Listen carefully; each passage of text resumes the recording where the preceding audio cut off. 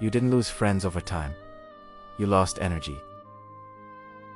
Energy to repeat the same conversations, to smile half-heartedly, to feign interest in stories that don't resonate with you.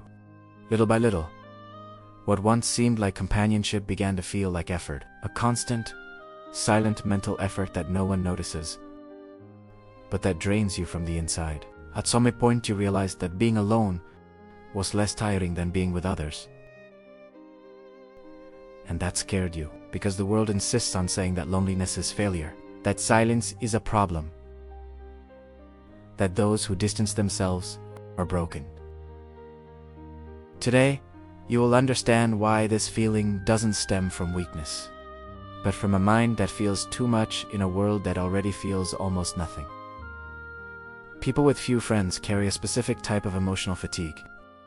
They notice when someone is forcing friendliness, when the conversation is rehearsed, when there is hidden interest behind seemingly kind gestures. The mind can't switch off. It analyzes tones of voice, strange pauses, subtle contradictions. Being in a group becomes constant vigilance, not rest. Over time, this perception creates weariness. You start to feel a strange emptiness after social gatherings, as if you've spent hours playing a role you never chose. You'll prefer silence, not because you hate people, but because silence doesn't require masks. As in Camus, The Stranger, the problem is in coldness, it's the refusal to feign feelings in order to fit in. And this refusal exacts a price. Loneliness. You don't avoid human relationships. You avoid relationships that don't resonate. Automatic conversations, repeated laughter, questions asked without real interest begin to sound like noise. Your mind craves meaning, but the world offers distraction. And this difference generates a weariness that doesn't appear in the body, only in the desire to leave. There is a silent melancholy in wanting depth where almost no one wants to descend. You would like to talk about fear, meaning wrong choices, about the weight of existence, but you quickly realize when the other person is not willing to go beyond the surface. Dostoevsky said that the deepest minds suffer in silence because they rarely find company on the same level. And so, you learn to wait, even if waiting hurts.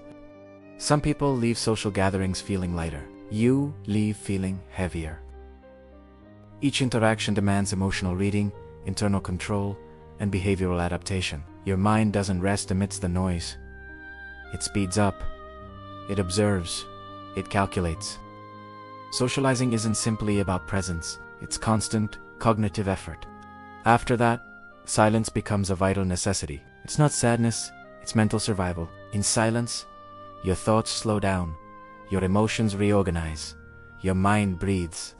The problem is that the world doesn't understand this. The world calls what, for you, is recovery, isolation. And this misunderstanding further deepens the feeling of being displaced. If you feel this video describes a weariness you've never been able to explain, leave a like and subscribe to the channel. Lucidus exists to give a name to what has always been felt in silence.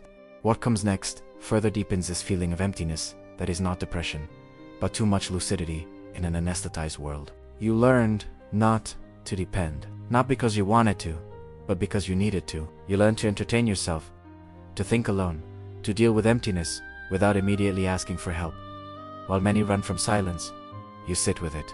And that changes everything. Because in silence, thoughts arise that most avoid facing. This independence comes at a high emotional price. You realize how much people need each other to avoid feeling empty. And you realize that you have already crossed that void alone. That's why it seems distant. It's not arrogance, it's experience. You don't need constant validation because you've already confronted yourself when no one was watching. There's almost always a story behind a reserved mind. Disappointments that taught us. Betrayals that hurt. Relationships where you gave more than you received. The brain doesn't forget. It registers. And after that, it starts protecting before getting involved. You observe more than you speak. You test before trusting. You expect consistency over time. This creates loneliness, but it also creates emotional security. Few get through this filter, but those who do find someone deep, loyal, and whole. Your silency isn't disinterest. It's a defense built with pain. If you have few friends, Perhaps there is nothing wrong with you. Perhaps there is too much awareness for a world that lives distracted, fleeing its own emptiness with noise, excess, and superficiality. Some of the most lucid minds walk alone for long periods. Not because they don't know how to love, but because they refuse to live in shallowness. If you want to continue understanding your mind without filters, subscribe to the channel. The next video may touch exactly that part of you that no one has ever been able to reach.